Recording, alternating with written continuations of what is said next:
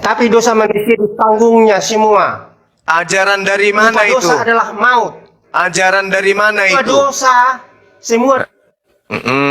Ajaran dari mana ada manusia dijadikan sebagai tumbal untuk menebus dosa orang lain? Itu ajaran dari mana? Ajaran Tuhan. Di mana tertulis? Ya. Di mana Ajaran tertulis? Tuhan. Di mana Karena tertulis? Tuhan sudah mengatakan, orang yang melanggar hukum akan berdosa. Nah, Yesus Dalam Roma melanggar 3 hukum ayat apa? 2:36, upah dosa adalah maut, mati. Berarti menurut Jadi saudara, setiap orang yang berdosa akan mati. Tuhan berarti tidak mau manusia itu mati.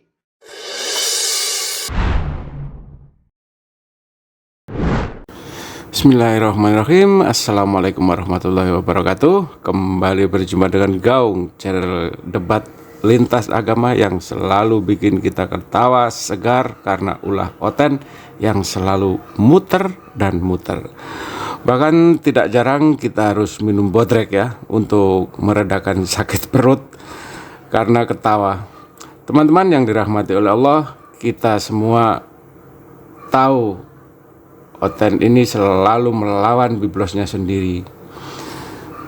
Jadi selalu menyalahkan yang membaca, padahal umat muslim hanya membaca tanpa menafsirkan.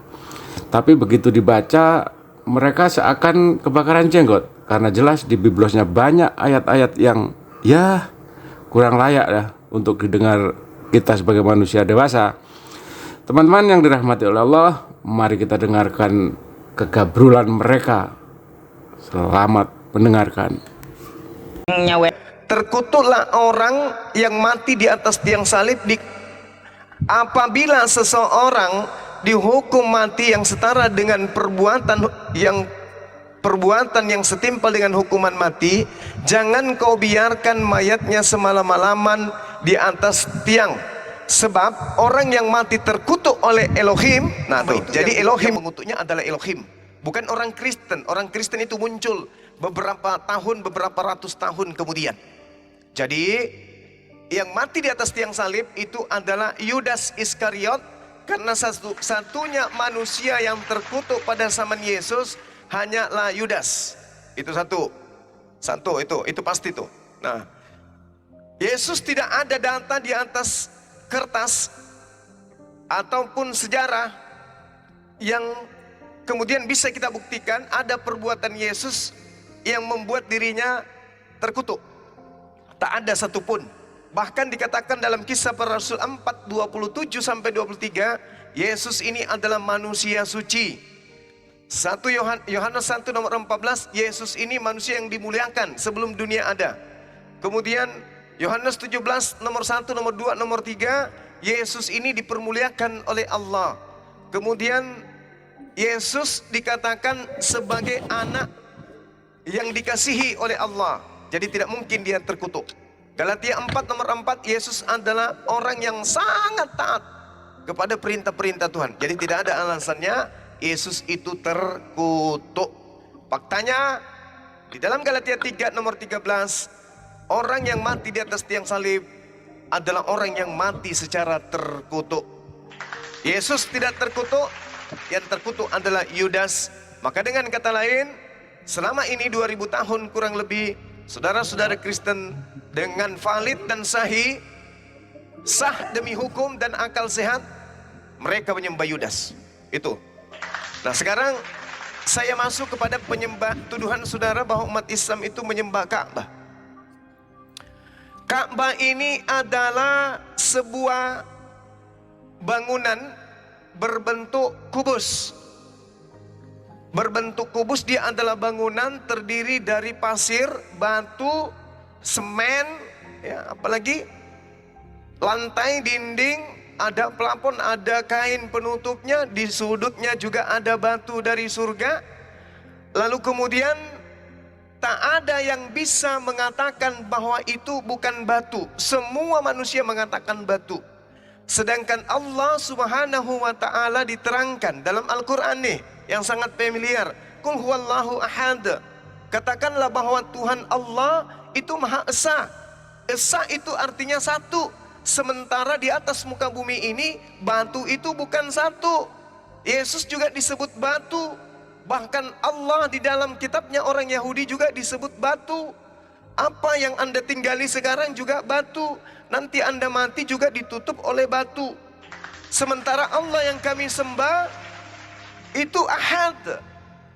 Dia berdiri sendiri tanpa ada sekutu apapun yang setara dengannya. Allahus Samad. Allah tempat meminta segala sesuatu. Batu tidak bisa ditempati meminta. Hanya orang gila yang kemudian membuat patung di depannya lalu meminta kepada patung itu. Hanya orang buta. Sedangkan Allah As-Samad, Allah tempat meminta segala sesuatu. Lam yalid wa lam yulad. Allah itu tidak bersilsilah.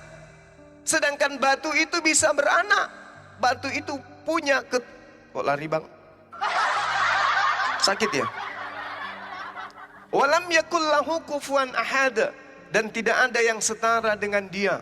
Sedangkan di Mekah sana banyak bangunan-bangunan yang jauh lebih tinggi, nggak setara tingginya lagi. Rendah Ka'bah itu. Sedangkan di sana banyak bangunan-bangunan yang lebih tinggi. Jadi adalah hal yang membodohi diri kalau sudah tahun 2024 masih menuduh umat Islam menyembah batu, menyembah Ka'bah. Itu namanya Bahlul bin Atlat. Lul namanya tuh. Jadi Al-Quran mengatakan Allah subhanahu wa ta'ala laisa kamislihi syai'. Seirama dengan Yeremia 10:6. Pencipta langit dan bumi tidak serupa dengan batu, tidak serupa dengan manusia. Nah, sekarang Anda sendiri terbukti menyembah Yudas. Kemana larinya? Cari Yudas kan? Oh, cari Yudas. Dia lepaskan kain lenan enggak tadi? Enggak. Enggak. Lari dengan telanjang. Ya, mudah-mudahan saudara Kristen kita tersadarkan ya dengan materi ini, bahwa memang selama ini saudara-saudara kita itu menyembah manusia. Oke, silakan, mungkin ada tambahan dari guru-guru saya yang ada di sini, atau masih ada Oten yang mau naik, silakan. Oten segan kayaknya ini sore hari ini. Oke, saya sapa Jidro dulu ya Bang. Oke, monggo. Halo, selamat sore Jidro. Muslim apa Kristen? Jidro. Jidro.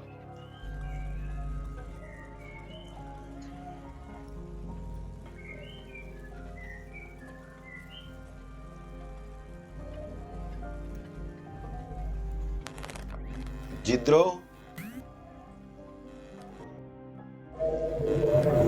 Enggak. Ya. Ya. Kau. Di antara jawaban Bang Juma bahwa Islam dituduh menyembah Ka'bah, ada salah satu hadis Rasulullah, hadis yang kemudian ini menjadi perkataan daripada Umar bin Khattab ya. Umar bin Khattab itu ketika diceritakan dalam hadis Bukhari 1597 itu, bahwa kata-kata beliau itu ketika mencium Hajar Aswad itu dikatakan bahwa memang aku tahu bahwa engkau hanyalah batu, tidak dapat mendatangkan manfaat atau bahaya. Jika bukan karena aku melihat Nabi SAW menciummu, aku tentu tidak akan menciummu. Artinya memang dalam ranah keislaman tidak ada yang patut disembah, hanya Allah, dan tidak ada yang boleh diikuti kecuali Nabi Muhammad SAW. Itu fakta bahwa umat Islam itu ittiba dengan apa yang diikuti. Nah, ada satu contoh ketika Allah memerintahkan kepada sekumpulan malaikat dan jin untuk sujud kepada Nabi Adam. Lalu kemudian Nabi Adam, salah satu di antaranya itu tidak sujud atau tidak mau bersujud kepada Adam. Lalu dengan berbagai macam alasan, banyak sekali sekarang orang Kristen itu menyebutkan bahwa yang salah adalah Allahnya orang Islam. Kenapa? Karena yang disuruh untuk disujud itu hanya Allah. Kenapa pada saat itu menyuruh kepada mereka untuk sujud kepada Adam?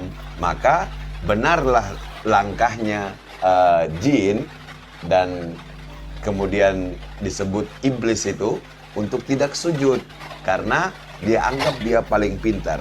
Padahal di satu posisi yang paling dia lupakan adalah yang paling penting adalah bukan karena apa-apa tentang siapa yang disujudkan, tetapi yang paling penting adalah siapa yang memerintahkan. Kalau itu Tuhan Allah yang menciptakannya, yang memerintahkan, tentu itu ujian baginya. Sehingga kesombongannya kemudian dia katakan bahwa dia lebih mulia karena dia diciptakan dari api dan lain sebagainya. Tapi pada akhirnya saya juga mengira bahwa Oten ini mungkin agak aneh. Seandainya dia dikasih sekumpulan api gitu ya, dengan sekumpulan tanah, mungkin Oten ini akan memilih sekumpulan api. Karena kalau orang Muslim tentu akan lebih memilih tanah. Maka itu membuktikan bahwa fakta manusia atau Adam Allah ciptakan lebih mulia daripada iblis. Nah, di antara cara-cara mengikuti gayanya iblis itu memang diikuti oleh sebagian orang-orang yang merasa benar dalam hal dia merasa bahwa dia paling mampu bereksegesis apa yang tidak Yesus atau Isa alaihissalam katakan. Kemudian dia bikin penyembahan kepada Isa itu sendiri. Mungkin itu Bang Juma. Aku parkun dulu di sini untuk sholat asar ya. Ya, silakan akhi. Lanjut. Assalamualaikum warahmatullahi wabarakatuh, Gurunda. Waalaikumsalam warahmatullahi wabarakatuh. Oh sehat ya, Rosifa, otak waras, itu siapa nih? Keras sekali suaranya Om. Kencang. Sakit Masa sih kuping. Bang Da? Aduh, Kecilin, saya kecilin. Ini ya Bang Da ya? sakit kuping. Oh iya oke. Ini mencerdaskan, naik aja sini naik. Masih kencang sekali. Oh masih ya? Waduh. Kecil. Ini saya kan ngikutin Gurunda. Ya, tapi kan gini ya. narasumber Gini ya. narasumber yang harus keras. Iya udah Oh bagus. iya. Gini. Oke. Mencerdaskan, silakan naik sini.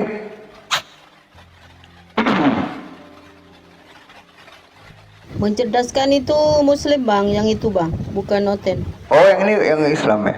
Iya. Silakan teman Kristen yang kalau mau nanya ke sini naik. Yang di bawah bantu tap layar ya.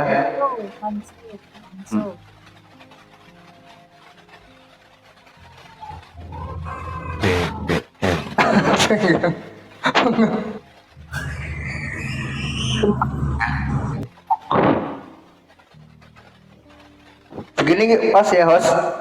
Pas ya? Kecilin dikit bang. Oke, bentar ya Bang Juma. Wan, tolong di handle dulu Bang Wan ya. Iya gantian nanti sholatnya ya. Abang dulu ya. Ya. Oke, lanjut.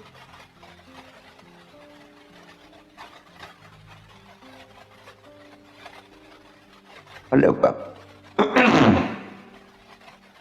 Bentar. Alah, gak ada.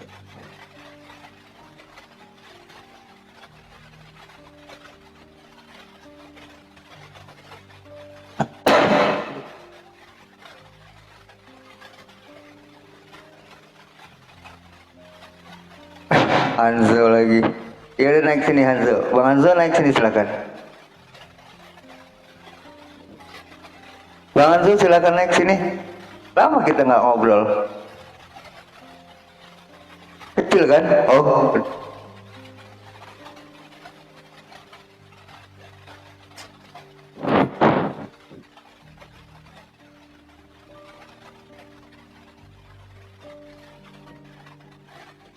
Bang Da sehat Bang Da.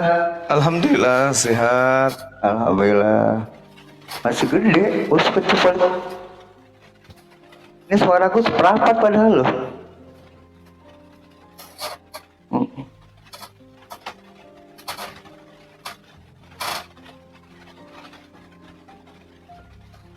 Oh.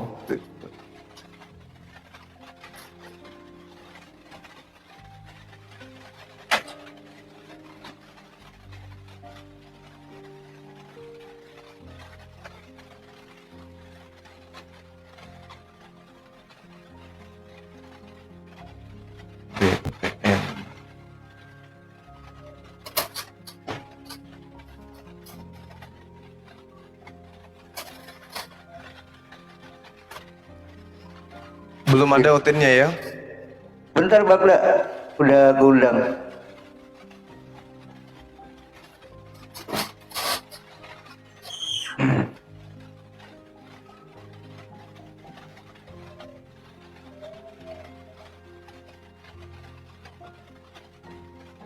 Di bawah Bang Juma nggak pada mau naik. Ya udah kalau takut depan nanya aja lah sama Burunda sini, boleh silakan. Iya. Ah, ah, ah.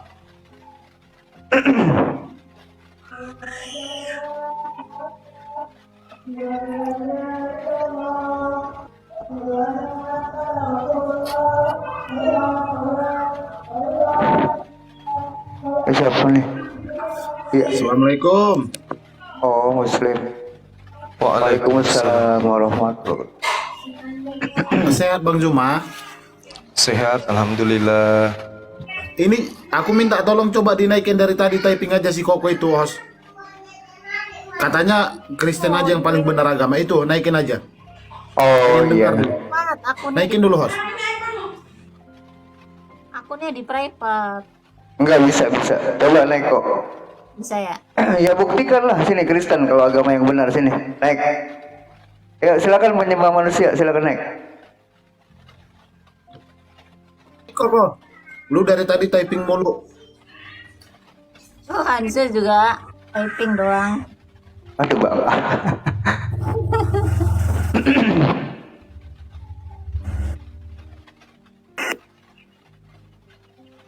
Assalamualaikum. Kurunda. Waalaikumsalam warahmatullahi warahmatullahi wabarakatuh. Rosi, aku sholat dulu ya. Aku tinggal dulu. Iya. Kamu ada yang mau naik? Benar sebentar ya Bang dah. Siap.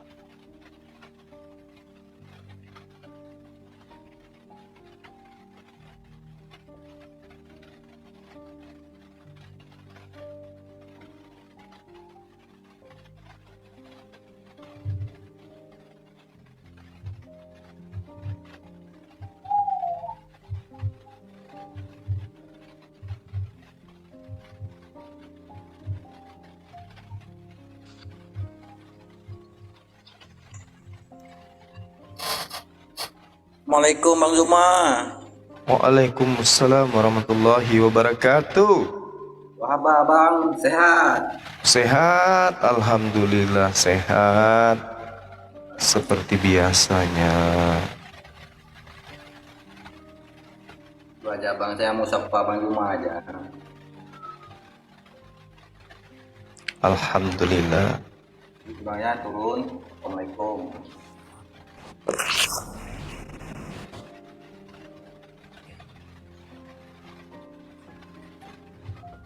Iso bin Al, selamat sore.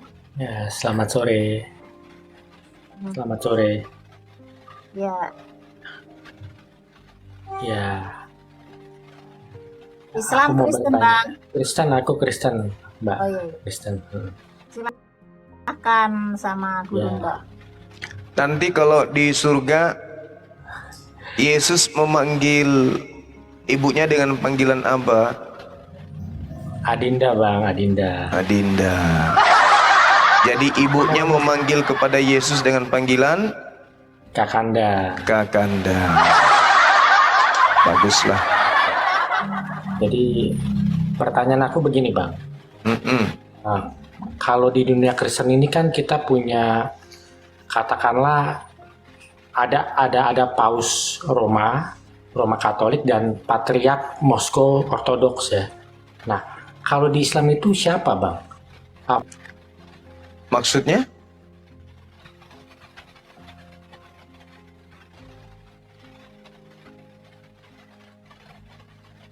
Di sini adanya paus, ntar juga lewat paus. Assalamualaikum akhi. Assalamualaikum. Waalaikumsalam. Apa kabar? Alhamdulillah baik, masya Allah.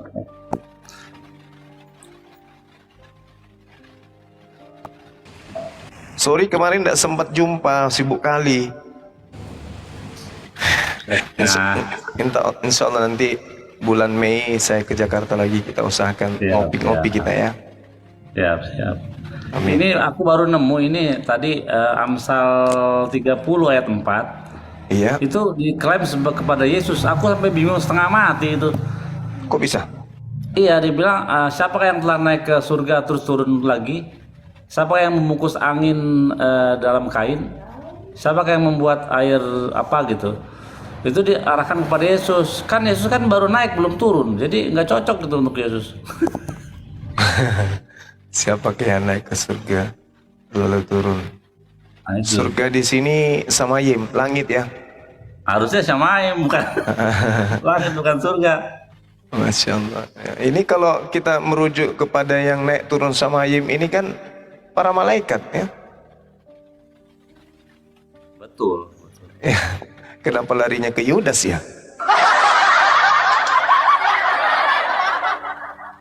Makanya saya kaget itu kemarin ada orang Oten naik, dia bilang, coba Pak Amsal itu 30 ayat 4. Kenapa? Itu kan kepada Yesus. Loh, di mananya? Terus karena ada situ, karena ada di ayat 4 bawahnya. Tahukah engkau namanya dan nama anaknya? Nah itu karena ada. Cek dah. Gue juga baru tahu klaim itu. Tapi di sini dikatakan acap yang dikumpulkan di sini adalah ruah angin dalam genggaman, kan gini. Nah, kopen genggaman tangan, maksudnya sesuatu yang dirangkup, yang digenggam, dirangkup di tangan. Apakah Yesus melakukan itu? Lah ada.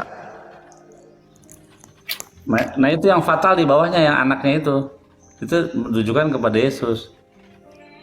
Siapa yang telah menetapkan segala ujung bumi, siapa namanya dan siapa nama anaknya? Nah, siapa nama anaknya? Oh, berarti bukan Yesus ini. Berarti ini berbicara mengenai Elohim ini. Anaknya ya, namanya anaknya ini kan orang-orang yang dikasihi, orang yang diurapi.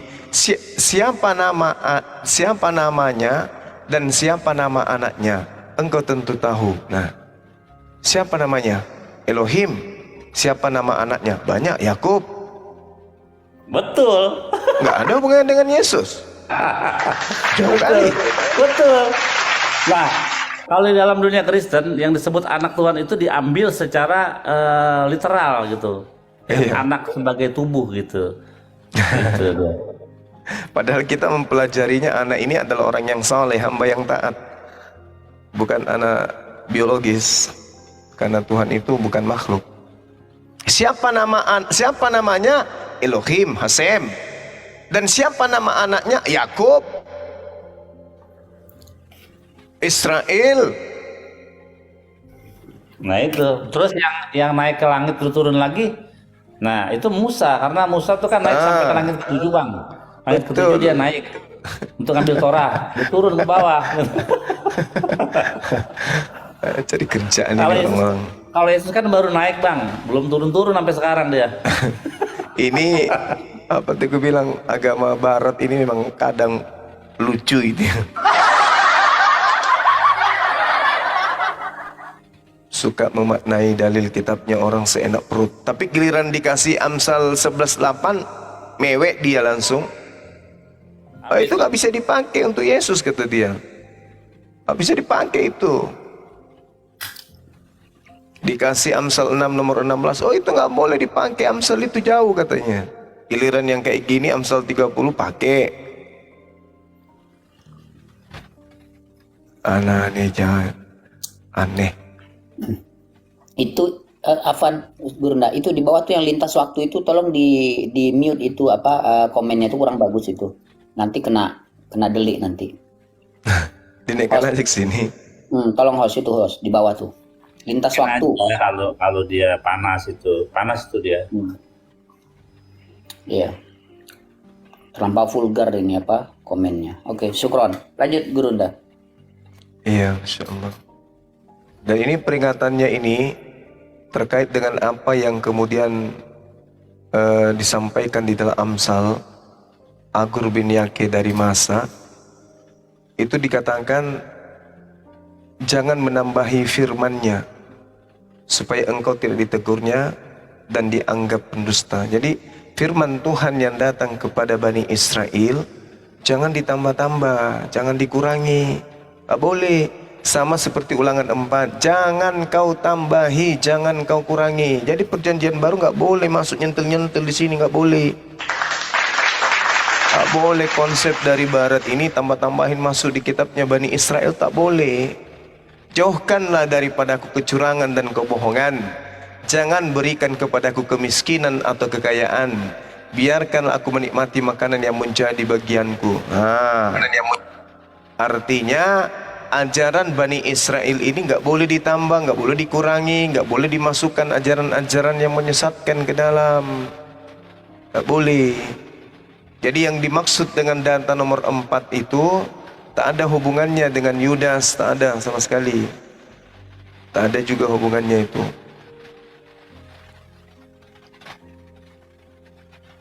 Nah ini ada saudara kita ini, anak tunggal. Ya Bang Juma, shalom, selamat sore. Ya, semangat sore saudaraku. Salam Ini dari Maluku. Salam dari Maluku, Bang. Maluku. Dari sekte mana, Bang? Kristen Protestan saya. Protestan. Wah, ini yang suka protes saudara tertua ini. Cuma saya aliran GFA. Gimana? Aliran GFA. Aliran GFA. GFA. Apa itu? Gereja Firman Allah. Gereja Firman Allah. Gereja Firman Allah. Harusnya GFE atau GFT, Gereja Firman Theos. Gak boleh pakai Tuhan yang umat Islam kok dibawa-bawa. Karena tuh Sorry. Nama saya nama saya Anugrah, nama saya. Anugrah. Ya. Baru SMA kelas 2. Oh, di gereja sebagai apa? Cuma biasa saja, cuma majelis biasa. Oh, majelis biasa. Usia berapa tahun? 17. 17 tahun, masih SMP rupanya. Tidak Bang, kelahiran 2005.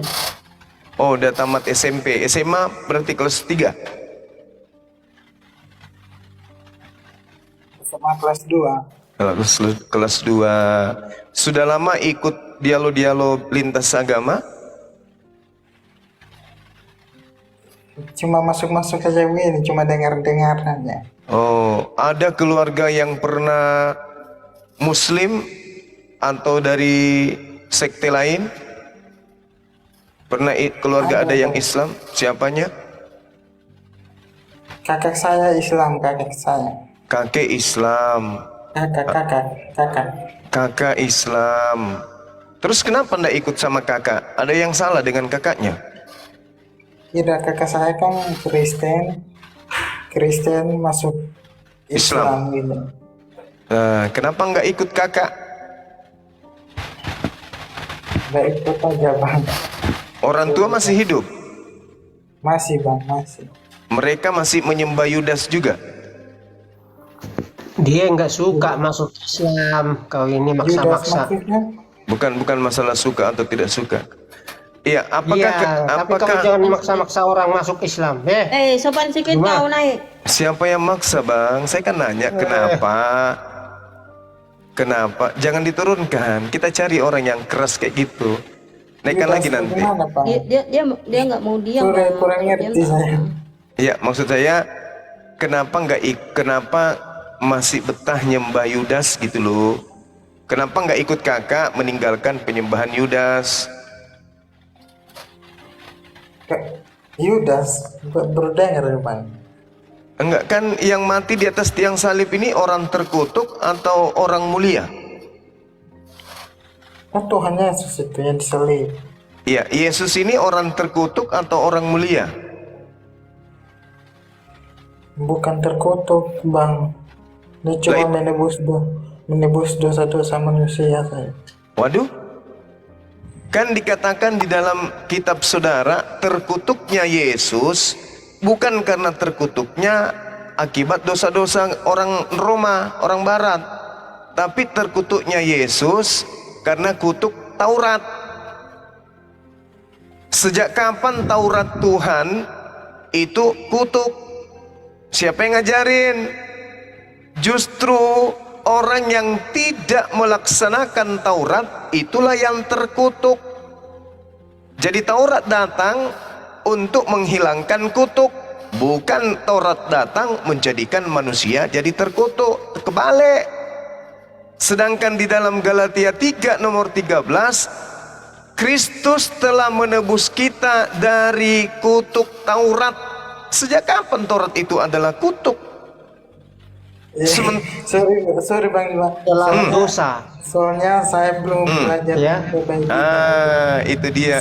Polo Bang Suma nanti kita komunikasi supaya belajar, supaya tahu bahwa selama ini orang Kristen itu menyembah Yudas. Gitu. Oke, Adinda anak tunggal diam biar saya hadapi ini serigala berbulu landak. Ya, kenapa saudara? Kenapa? Iya, kenapa kau sesatkan orang? Bantah saya kalau yang saya katakan salah, silakan. Kenapa kau sesatkan orang? Saya tidak menyesatkan, saya mengajarkan kebenaran bahwa yang mati di atas tiang salib adalah Yudas. Silakan Anda bertanya 1000 pertanyaan, habis itu saya akan tanya 1 pertanyaan. Itu jangan kabur. Bukan pandangan saya, jangan di-mute. Jangan di-mute. Itu bukan pandangan saya, itu pandangan Bible. Hati-hati, hati-hati pantatnya bocor, hati-hati, duduk yang benar. Duduk yang benar, jangan gemetaran, santai, rileks, atur napas. Oke, sekarang buktikan ke saya kalau Yesus itu terbukti punya dosa yang menyebabkan dia terkutuk. Silakan. Yesus, tapi dosa manusia ditanggungnya semua. Ajaran dari mana itu? Dosa adalah maut. Ajaran dari mana itu? Dosa semua. Ajaran dari mana ada manusia dijadikan sebagai tumbal untuk menebus dosa orang lain? Itu ajaran dari mana? Ajaran Tuhan. Di mana tertulis? Ya. Di mana tertulis? Di mana tertulis? Tuhan sudah mengatakan orang yang melanggar hukum akan berdosa. Nah, Yesus melanggar hukum apa? 2:36. Upah dosa adalah maut, mati. Berarti menurut jadi saudara, setiap orang yang berdosa akan mati. Tuhan tidak mau manusia itu mati. Begitu saja. Berarti Paulus ini Tuhan. Siapa yang bilang Tuhan Paulus? Saya kan minta dalil dari Tuhan. Saya minta dalil dari Tuhan yang mengatakan seluruh manusia itu sudah berdosa dan dosanya harus ditebus dengan manusia mati terkutuk. Tunjukkan ke saya. Semua dalam Alkitab ini adalah firman Tuhan. Kata siapa? Kata saya. Oh, ternyata Anda lebih pantas dituhankan berarti daripada Yudas. Semua nabi diilhamkan oleh Tuhan langsung, tidak melalui perantara. Oh, berarti Paulus nabi. Rasul, kau harus tadi bisa nabi katanya. Rasul. Tadi katanya nabi. Perjanjian baru tidak ada lagi nabi muncul. Kalau ada nabi muncul setelah perjanjian baru, itu nabi-nabi palsu. Lalu kisah para rasul 13. Lalu kisah para rasul 13. Apa arti nabi dan apa arti rasul? Kisah para rasul. Bisa kau bedakan enggak? Kisah para rasul. Kisah para rasul 9. Kisah para rasul 13 nomor 1. Saulus disebut Yesus, nabi. Sehingga dia bertobat. Dia buta. Ada. Kisah para rasul 13 nomor 1. Saulus adalah nabi di Antioquia. Mencari jiwa-jiwa untuk datang selamat. Anda tidak bisa lari, Bung. Meskipun pantat Anda membantu mulut Anda berbicara, tak ada kebenaran yang keluar. Anda mengatakan tak ada lagi nabi setelah Yesus. Kisah para pewarta 13 nomor 1, Saulus adalah nabi di Antioquia. Dia rasul. Baca dalilnya, jangan kotori Rasul mulut Paulus, Anda. bukan nabi. Baca dalilnya, kisah para wartawan 13 nomor 1. Tidak ada muncul nabi. Ya. Baca cerita wartawan bab 13 nomor 1. Perjanjian lama itu baru muncul nabi. Ya. Baca Jadi kisah kalau para nabi wartawan. Itu perjanjian lama. Kisah Kalau para ada rasul perjanjian baru 13. muncul nabi, itu nabi palsu. Biar kamu tahu. Bicara tidak pakai otak. Ciri-ciri nabi itu harus ada pendampingnya. Gitu ya. Berarti Saulus nabi palsu. Pendampingnya si Elisa. Kalau ada pendamping itu nabi palsu. Masya Allah. Udahlah, udah. Sudah. Milik orang Kristen, bukan milikmu. Galilah Alkitabmu sendiri. Ya, poles dengan baik. Tadi kau bilang jangan nangis. menyembah manusia. Jangan nangis, nggak bagus. Nadanya jelek, suara tangisanmu itu nggak lucu.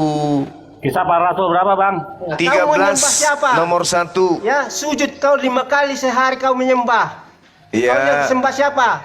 Menyembah Tuhan pencipta langit dan bumi.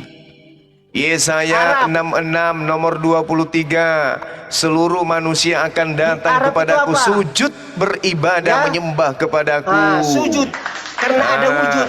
Nabi Musa sujud, Nabi Daud sujud, Yesus sujud. Hanya Kristen yang jingkrak-jingkrak, salto ke belakang, salto ke samping, salto ke depan, prak, ketok, Di dalam Yohanes 4 ayat 24, Allah itu adalah roh. Dibesarin saudara kita 3 juta. Barat menghadap timur itu enggak masalah. Ya, tidak wajib sebelah kiblat.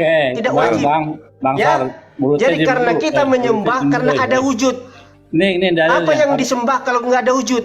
Pada waktu itu dalam jemaat di Antioquia ada beberapa nabi yang mengajar, yaitu Barnabas dan Simeon yang disebut Niger, dan Lukius yang orang Kirene, dan Menachem yang diasuh bersama dengan raja wilayah Herodes, dan Saulus.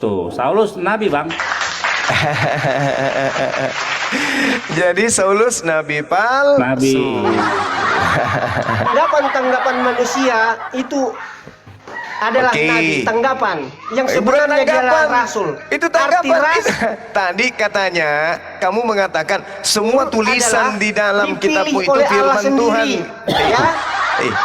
Tadi barusan kau katakan rasul dipanggil oleh Allah sendiri, ya, tidak melalui perantara. Ya, kalau dia melalui perantara, nggak tahu makhluk apa yang memanggil itu. Tolong tunjukkan di mana Lukas dipanggil rasul. Di mana Lukas dipanggil rasul? Ya. Di mana Lukas dipanggil rasul? Di mana? Lukas adalah murid yang ke-70. Iya, mana dalilnya? Mana dalilnya? Mana dalilnya? Baca itu di mana? Di Lukas mana? 10. Ya, Lukas 10 itu ada. Lukas 10 nomor berapa? Lukas 10 nomor berapa? Ayo ngarang coba, bebas bukan lu. Lukas itu. Lukas apa? Lukas 10 nomor berapa? Mencret. Mau kayak Paulus juga kau suka bohong. Ayo. Mana? Lukas 10 nomor berapa? Nomor apa? Nomor buntut. Asal ngomong aja lu. Satu pasal baca itu. Apa ya, pula satu pasal dibaca? 10. Nomor berapa? Lukas 10. Tidak ada di situ disebut. Oke. Siapa yang kau suruh baca? 70 murid. Mana di Lukas situ? 10. Yesus mengutus 70 murid. Iya, mana ya, mana di situ? 12. Tahap kedua 70. Biar kamu tahu. Oke, baik. Ya? Saya baca ya. Jadi saya baca sama di dalam itu 70 Rasul itu adalah Lukas. Diam dulu. Ya, itu dokter Lukas. Saya baca boleh? Baca. Ya, silakan Bang. Oke, baik. Di sini di Lukas 10 Lukas mengatakan begini. Kemudian daripada itu Theos menunjuk 70 murid yang lain, lalu mengutus mereka. Kenapa Lukas tidak mengatakan mengutus kami? Hei, hei. Ya itu salah satu dia di dalamnya. Kau nggak tahu apa-apa. Kalau Lukas masuk dalam golongan yang 70, hei, hei, kalau Lukas kemudian, jangan nangis kamu, jangan nangis. Dia mengatakan mereka dalam bahasa Yunani autoi, paham? Jangan-jangan kau nggak ngerti. Mereka dalam bahasa Yunani autoi, sedangkan kami apa bahasa Yunaninya kami? Kami apa bahasa Yunaninya? Kami bahasa Yunaninya apa? Emeis, bukan autoi, emeis. Tapi di situ tidak ada kata emeis. Berarti Lukas tidak termasuk di dalam 70 murid. Ahli kitab versus bahlul kitab. Stop itu. Jangan kamu menyesatkan orang-orang ya. Saya tidak menyesatkan. Ini dalilmu. Jangan menyesatkan saya orang. bacakan lagi. Saya bacakan lagi. Saya bacakan lagi. Kemudian daripada itu Tuhan atau Tuan menunjuk 70 murid yang lain, lalu mengutus mereka berdua-dua. Di sini tidak menggunakan kata emis. Kalau emeis itu berarti kami. Kalau kata kami berarti Lukas juga masuk di dalam 70 tersebut. Tapi kan dia tidak mengatakan itu, Paman. Gimana tuh? Lalu dikatakan, iya, lihat lalu mereka dengar, lalu mereka berdua-dua mendahuluinya. Harusnya lalu mereka mendahuluinya setiap kota dan tempat yang hendak dikunjunginya. Katanya kepada mereka, harusnya dia mengatakan katanya kepada kami. Emes. Tapi kan tidak mengatakan itu. Firman Allah kamu nggak ngerti. Saya atau Anda yang tidak mengerti? Tunggu, Oke, saya tanya dulu. Saya tanya dulu. Allah yang benar. Saya tanya dulu, saudara. Saudara, saya tanya dulu. Orang yang kurang beriman percaya dengan kamu. Oke, ya? saudara. Jadi saya saran dengan kamu, stop itu yang menyesatkan itu. Pelajarilah kitabmu, ya. Pelajari kitabmu asal usulnya dari mana. Oke, ya? saudara, saya tanya dulu nih. Saya tanya dulu. Jangan bela agama, bela Quran, bela Allah. Nggak berdaya Allahnya. Apa sih Bang Benar nih? Nggak berdaya. Ini kamu nggak berdaya membuktikan dan membela Yudasmu. Malah kau nangis di sini. Kau malah nangis. Sekarang saya tanya samamu. Sekarang saya tanya samamu.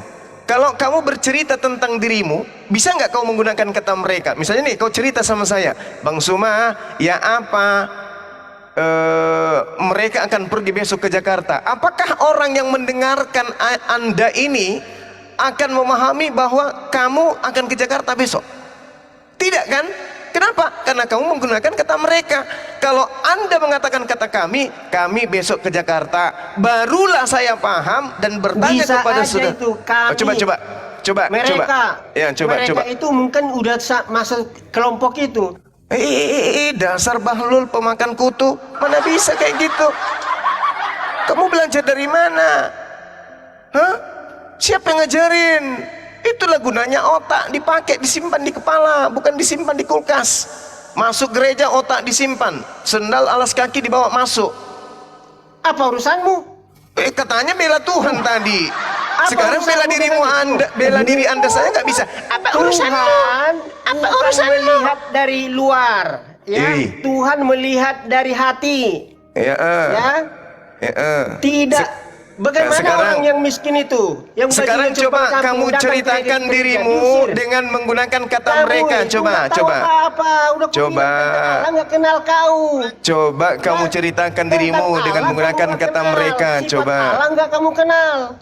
Ya. Coba. Habis ini. Oleh Allah. Habis ini kamu menulis surat ya.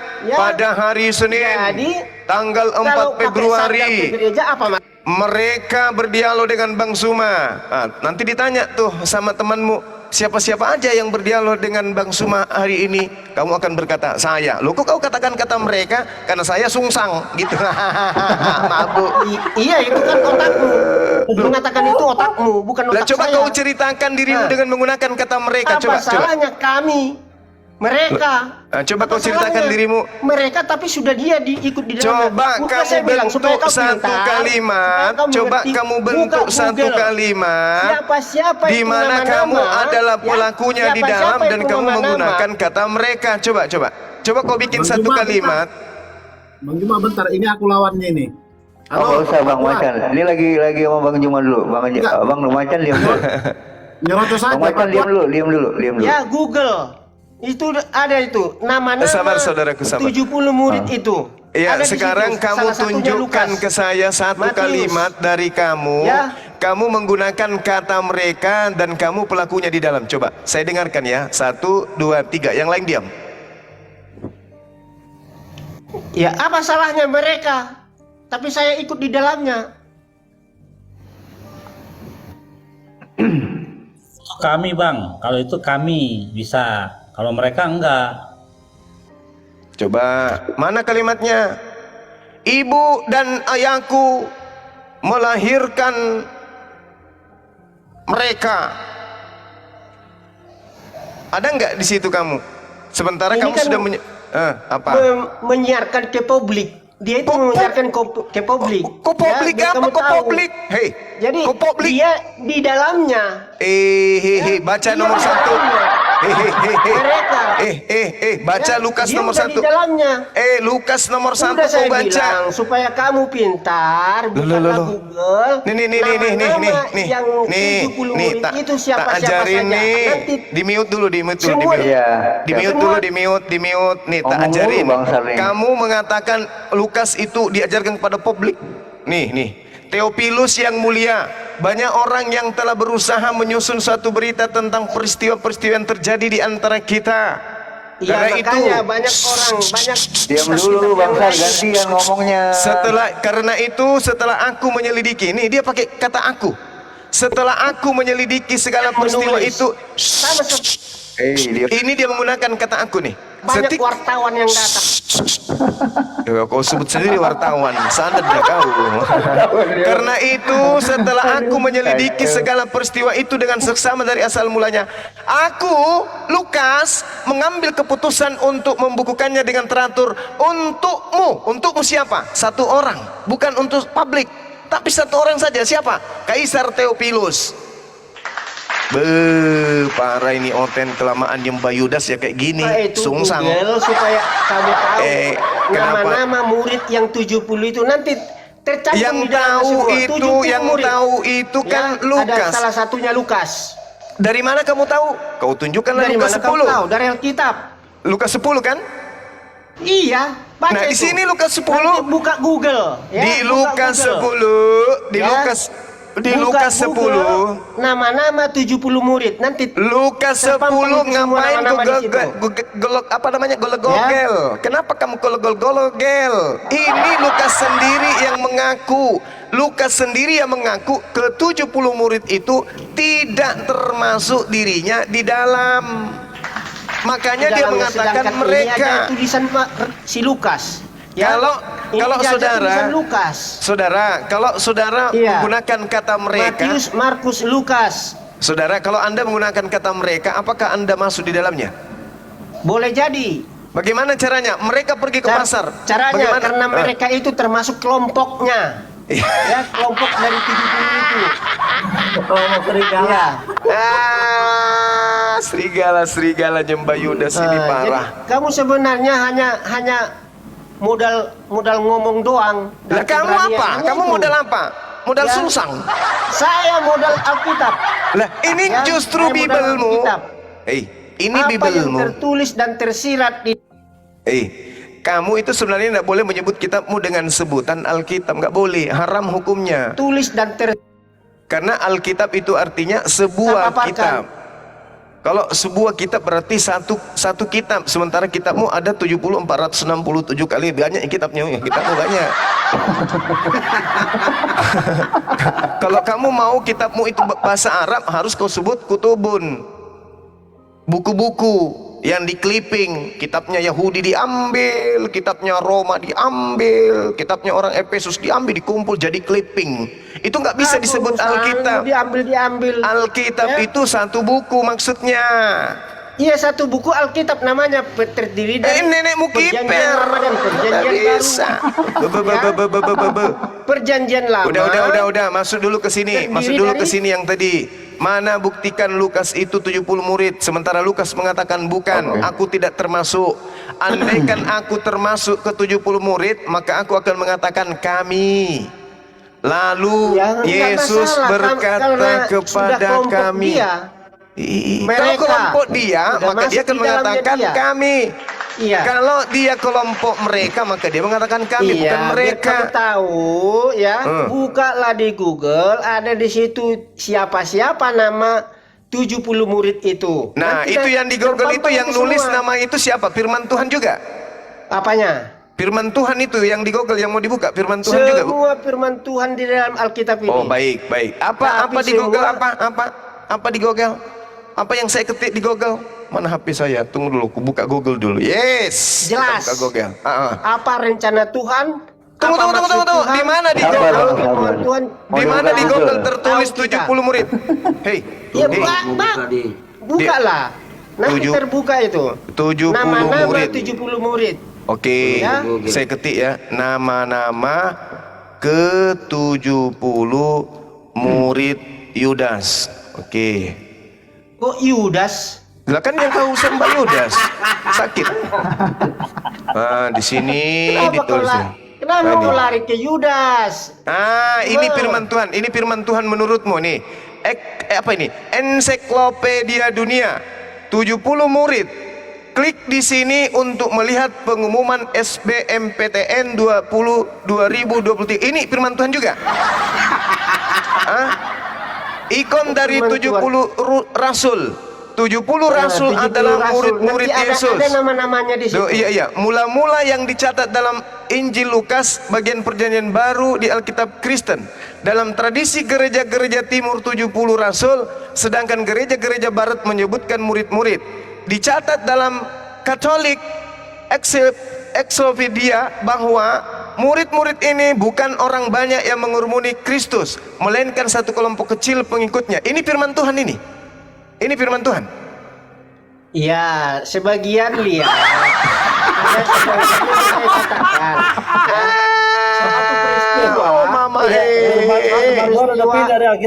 yang benar, ada yang tidak benar. Ada yang salah berita, ada yang kurang tidak benar. Ya, saya katakan di Google. Mama. Nama-nama 70 murid itu siapa-siapa. Nanti muncul itu nama-namanya di sana. Konten ini disalin dari bukan banyak komentar. Ini konten ini disalin dari Wikipedia, mohon digunakan dengan bijak. Itu firman Tuhan juga. Ya, itu tambahan. Tambahan. Yang tadi itu sisipan itu bukan seperti kitabmu. Harus ada tafsiran. Apa ini? Satu buku itu tidak bisa berdiri sendiri, harus ada tafsiran. Oke. Bagus nama-namanya. Coba saya baca dulu Jadi ya. tafsiran itu. Bung, saya baca namanya dulu. Kadang-kadang yang dibawa, makanya tafsiran.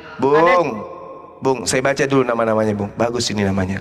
Yakobus, Kleopas, Tadeus, Ananias, Stefanus, Filipus, Prokorus, Nikanor, Timon, Parmenas, Nikolaus, Barnabas, Markus, Lukas, Silas, Silwanus. Ada Lukas kan? Tunggu. Iya, ada. Iya, betul. Cresces, Epainetes, Andronikus, Amplias, Odysseus, Urban Makedonia, Gacis, Uskup Byzantium.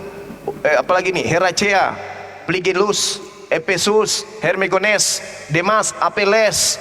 Apalagi? Aristobulus, Narcissus, Herodion, Agabus, Rupus, Asinkritus, Plegon, Maraton. Ada maraton juga.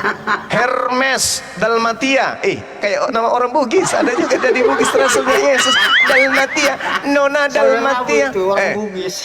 Patrobulus, Peteuli, Hermas, Linus, Caius, Efesus, Filologus, Olympus, kayak merek meja.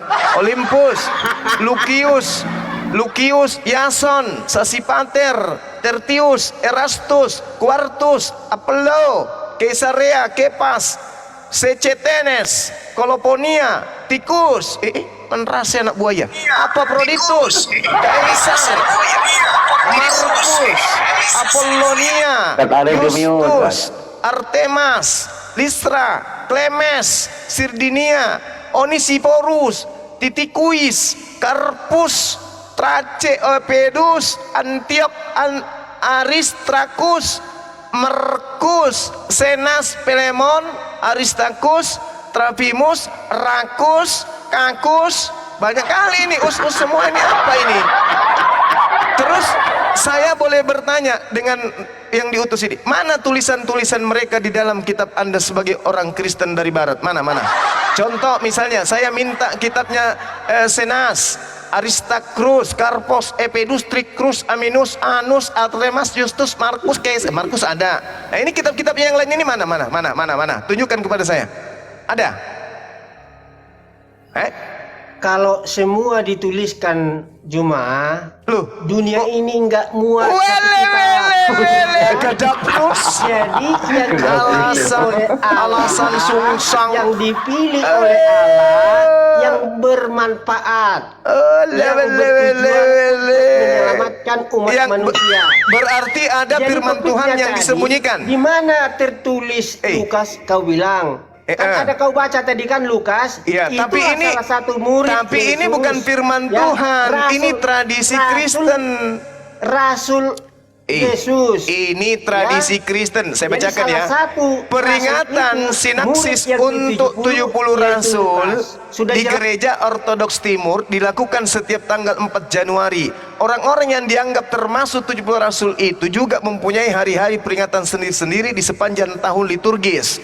Hippolytus dari Roma tahun 235. Tanya saya, jangan yang adalah murid Irenaeus, yaitu murid Polikarpus, yang merupakan murid dari Yohanes, membuat catatan on the way apostles of Christ mengenai 12 rasul Kristus. Oh begitu. Jadi yang menulis 12 ini menghafal boleh.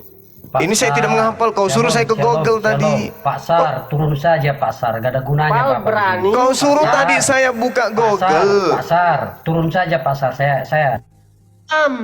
Tadi saudara suruh saya ke Google. Ternyata sabar. Pak Sar, turun. Sabar. Pak Sar. Ternyata di sini Pak. Ternyata yang menuliskan tentang 70 murid itu bukan nabi, bukan rasul, tetapi Irenaeus, murid dari Polikarpus, yang menulis 70 nama orang ini. Ternyata ini bukan firman Tuhan, Cak Sar. Loh, ini dituliskan oleh Polikarpus. Lalu dikatakan gini. Dikatakan ini, dengarkan. Dituntun oleh Roh Kudus. Dengarkan. Jadi nama-nama ini oleh Allah Jadi nama-nama ini diletakkan sebagai lampiran dari kumpulan tulisan bapak-bapak gereja mula-mula. Naskah ini diperkirakan ditulis pada abad ketiga. Dengarkan dulu. Diperkirakan ditulis pada abad ketiga. Diperkirakan ditulis pada abad ketiga. Diperkirakan ditulis pada abad ketiga. Tetapi baru ditemukan kembali di Biara Athos tahun 1854. Semut beriringan. Saya nggak tahu apa semut itu bisa berbicara. Ya. Jadi kalau Alkitab itu benar, tepat, dituliskan, diperkirakan, ditulis abad ketiga dan ditemukan di abad di tahun 1800. Menuliskan dan menerima wahyu itu dari Tuhan. Firman Tuhan gini. Ya. Jadi Nabi Yeremia lah yang menerima wahyu itu dari Tuhan langsung. Tidak melalui perantara, enggak. Jadi nabi itu harus ada pendampingnya, ya. Harus ada pendampingnya nabi itu. Nabi didampingi oleh Lukas dan Markus, Nabi Paulus. Itu rasul. Rasul itu beda dengan nabi. Kalau Yesus nabi enggak? Bisa kau bedakan nabi dengan rasul. Kalau Yesus nabi enggak? Ya. Kalau Yesus adalah bangsa ditanya, Yesus itu nabi enggak? menjadi manusia. Yohanes Woi. 1 ayat 14. Firman Yohanes menjadi manusia, 1 nomor 14. berinkarnasi. Reinkarnasi. Berinkarnasi. Menjadi Ya, Yudas. tujuannya untuk penyelamatan manusia. Karena Tuhan mengatakan karena begitu besar kasih Allah akan dunia ini, Maka dia menumbalkan anaknya di atas tiang salib gitu. berikan anaknya yang tunggal supaya siapa yang percaya kepadanya akan memperoleh hidup yang kekal. Yohanes 3 ayat 16. Oke, ketika Ya. Yesus berkata, aku diutus hanya kepada domba yang sesat dari umat Israel, Anda percaya tidak? Pada mulanya memang itu, tetapi orang baru bisa dengar dulu. Pada mulanya memang begitu, tetapi oleh karena bangsa Israel keras kepala, keras tengkuk, Mana pengakuan Yesus bahwa aku setelahnya diutus untuk non-Yahudi? Mana dalilnya? akhirnya dia Akhirnya apa? mengatakan, Akhirnya ngarang cerita kau. bangsa-bangsa. Mana dalilnya? Mana dalilnya dia diutus untuk? 28. Ya. Oke, Matius Ayat 28. Boleh kita taruhan menggunakan bahasa Yunaninya? Boleh? Matius. Oke, boleh kita taruhan Matius menggunakan bahasa 28 Yunaninya? Boleh? Ayat 19. Baca itu. Ya, Boleh oke, kita Bang taruhan Sam, diam dulu. pakai bahasa Yunaninya? Boleh? Kita taruhan nih, apakah di situ perintahnya untuk seluruh bangsa atau hanya bangsa muridnya? Kita pakai bahasa Yunani. Berani nggak? Ini Alkitab kita baca. Kita kan bukan orang Yunani, kita bangsa Indonesia. Bukannya kitabmu pertama kali dituliskan bahasa Yunani? Kita orang Indonesia berbahasa Indonesia. Bagaimana kalau misalnya salah? Tidak ada salah itu. Nah, untuk mengetahui tidak ada salah, kita lihat aslinya. Berani nggak? Iya, kita melihat Alkitab, jangan melihat yang lain-lain. Karena Udah, kasihan kamu. Kalau kamu tak sanggup, lanjut aja di nomor 20-nya. Nggak usah Matius kamu. 28 ayat 19. Bisa bahasa Yunani nggak? Bisa nggak kita buka bahasa Yunaninya? Saya bukan orang Yunani, saya Oh ya orang sudah. Indonesia. Kalau begitu lanjutkan nomor 20 coba. Matius 28 nomor 20-nya coba Anda baca. Baca.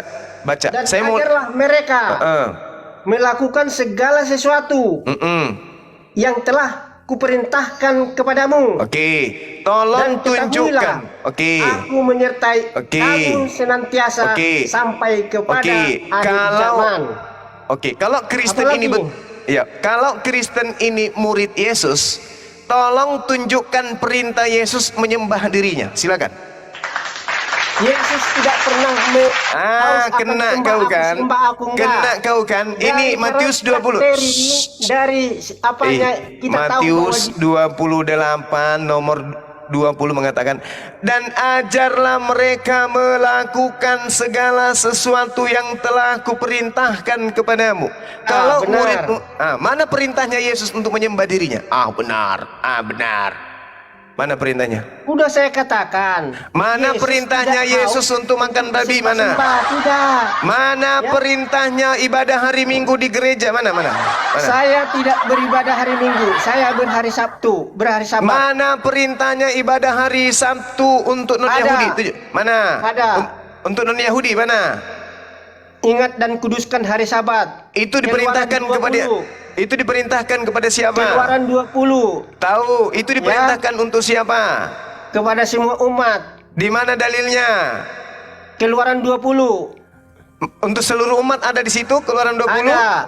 Oke, baik kita baca. Firman ini semuanya ke seluruh bangsa. Oke, baik. Bangsa apa aja? Bangsa yang mau mendengarkan firman Allah. Oke, kita baca ya. Kita baca dengarkan saya. Saya baca. Maka haruslah orang Israel memelihara hari Sabat. Loh, katanya tadi kepada seluruh bangsa. Israel, mantap. Mantap sih, spesial bro, bener Israel, bukan Bani Adam. Katanya tadi kepada seluruh bangsa ini, maka haruslah orang Israel memelihara Sabat. Dengan merayakan Sabat turun-temurun menjadi perjanjian yang kekal antara aku dan orang Israel, maka ini adalah suatu peringatan untuk selama-lamanya. Sebab 6 hari lamanya Tuhan menjadikan langit dan bumi, dan pada hari yang ke-7 kemudian berhenti untuk menciptakan langit dan bumi. Yeay. Mana dalilnya untuk seluruh bangsa? Malu aku ah. Turun temurun sampai kita sekarang ini. Iya, nenekmu kiper. Jadi peringatan itu turun temurun. Turun temurun untuk siapa? Iya, sampai sekarang. Untuk Harus siapa? kita mengingat dan menguduskan hari Sabat. Untuk siapa? Untuk siapa? Untuk semua bangsa. Iya. Baca dong. Baca tuh, tuh. Maka haruslah orang Israel memelihara Sabat dengan merayakan Sabat turun temurun menjadi perjanjian kekal. Antara aku dan orang Israel. Kecuali ayatnya berbunyi, kecuali ayatnya berbunyi. Lahirnya memang bangsa Israel, tapi Adam. secara rohania kami Iya, bangsa rohania. Israel. Jadi serigala deh. Udah Jadi kalah serigala. kita. Kalau udah mentok di rohani udah kalah kita dah. Iya. Mentok. Iya. Larinya ke serigala, akhi. Kalau sudah rohani tuh serigala jadinya. Manis aja udah. Serigala nyamar Jelas domba. di situ katakan ingat dan kuduskan hari Sabat. Jelasnya di mana? Yesus pergi ke sinagog untuk beribadah pada hari Adinda, Sabat, pada Dinda Sabtu. Iya. Yesus kan Untuk Bani membacakan surat Israel. Allah. Menurut orang dia keturunan Yehuda. Anak Lewi dia. Anak siapa? Anak siapa? Anak Eli. Yeay. Sementara Anda anaknya Bom-Bom. Tadi dia bilang Yesus ke sinagog. Saya anak Tuhan Juma. Saya anak Tuhan. Wah, Tuhan punya anak. Iya. Tuhan. Memang Gila lu. kamu nggak ngerti anak Gila Tuhan. lu. Masa Nyembah anak Tuhan Yudas itu harus bangga lahir? jadi Tuhan. Ya. Dengarkan saya, Bung. Amsal 3 Sama nomor seperti di 11. sekolah anak-anakku katanya. Apa anak Dengar. Amsal 3 nomor 11 nomor 12 yang disebut anak Tuhan, anak Elohim adalah hamba yang taat menjalankan perintah-perintah Elohim. Itu seperti anak yang mendengarkan didikan ayahnya. Itu hanya perumpamaan. Sedangkan ente mengaku sebagai anak Elohim, bagaimana ceritanya? Yang Anda sembah Yudas kok. Dibesarin host. Nah, tuh, dengar tuh. Apa tuh? Apa yang dikatakan? Kristus telah mati di atas salib dengan cara Tuhan. Makanya kami disebut anak-anak Tuhan. Mana perintah Tuhannya untuk menyembah Yesus?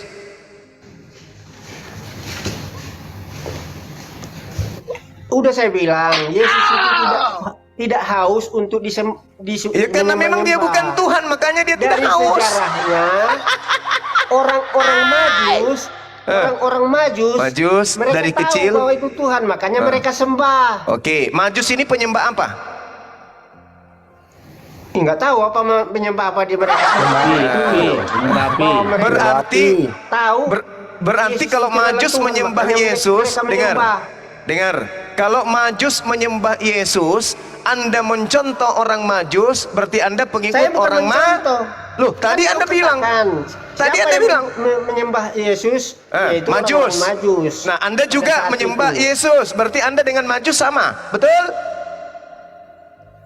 Kami menyembah Yesus. Majus menyembah Yesus juga, sama enggak? Oh, mereka orang Majus, kami orang Indonesia. Sama-sama menyembah Yesus. Sama-sama menyembah Yesus, betul? Sama-sama menyembah Yesus enggak? Majus menyembah bayi Yesus, Kristen menyembah Yudas. Sama-sama nyembah manusia, satu nyembah Yesus, satu nyembah Yudas, itu yang betul.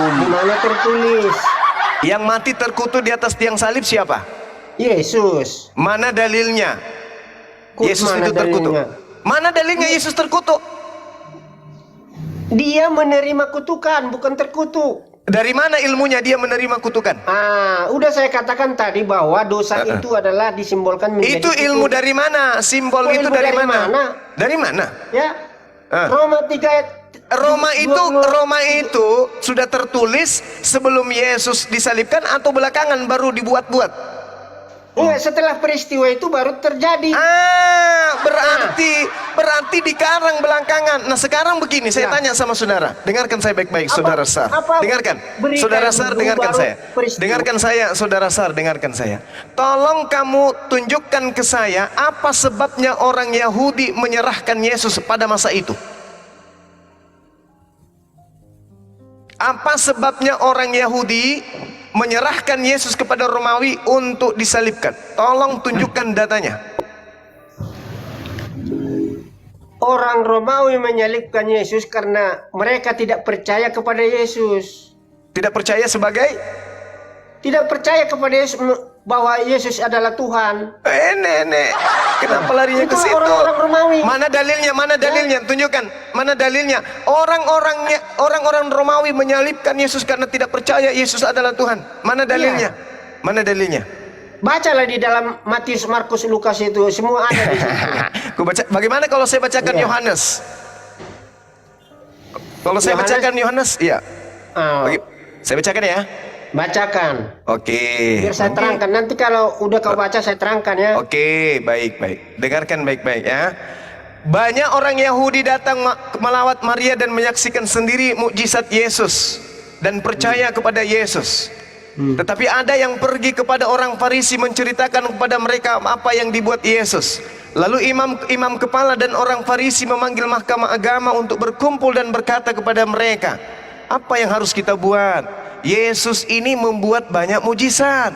Apabila kita biarkan Yesus, maka semua orang akan percaya kepada dia.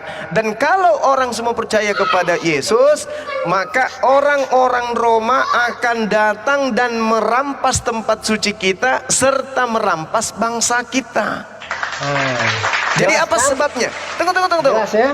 Tunggu. Belum. Saya bacakan lagi. Tetapi salah seorang di antara mereka, yaitu Kayafas, imam besar pada tahun itu, berkata kepada mereka, kamu tidak tahu apa-apa dan kamu tidak insaf, bahwa lebih berguna bagi kamu jika satu orang Yesus mati untuk apa? Untuk bangsa kita daripada seluruh bangsa kita binasa.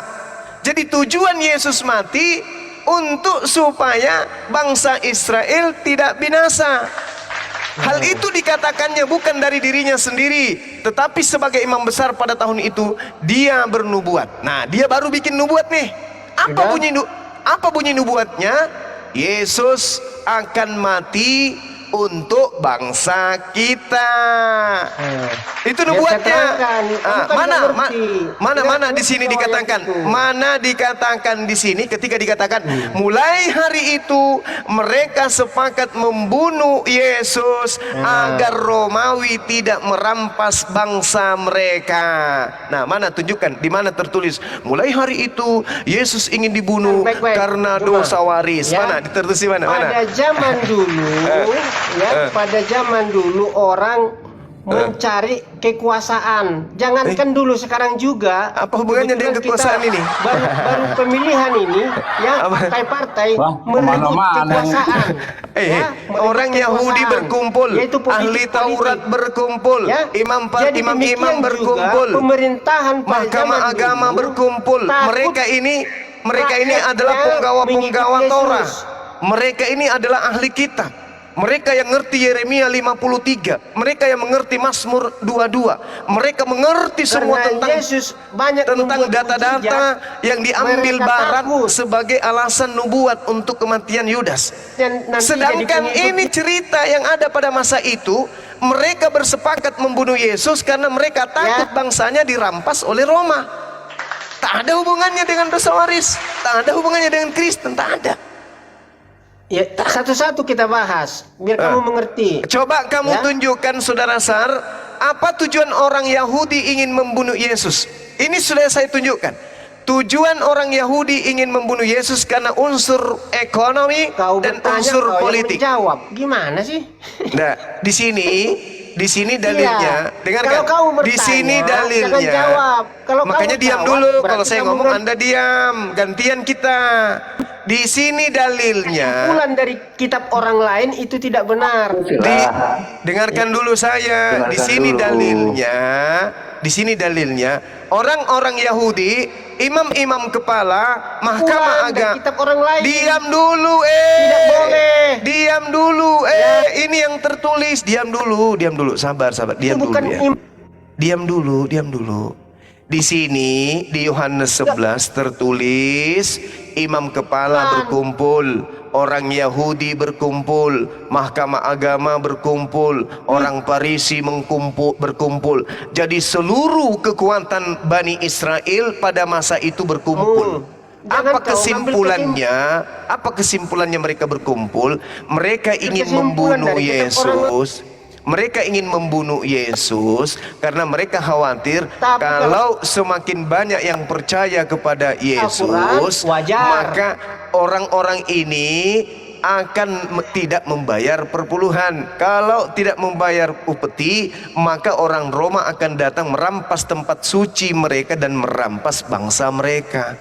Maka mulai hari itu mereka sepakat membunuh Yesus. Data selanjutnya dikatakan pada waktu itu, karena itu kemudian setelah mengetahui bahwa orang-orang Yahudi sepakat membunuh dia, Yesus tidak tampil lagi di muka umum di antara orang Yahudi, melainkan berangkat dari situ ke daerah dekat padang gurun, ke sebuah kota yang bernama Efram, dan di situ ia tinggal bersama-sama muridnya sembunyi. Yesus sembunyi di situ karena orang Yahudi ingin membunuhnya disebabkan unsur politik dan ekonomi.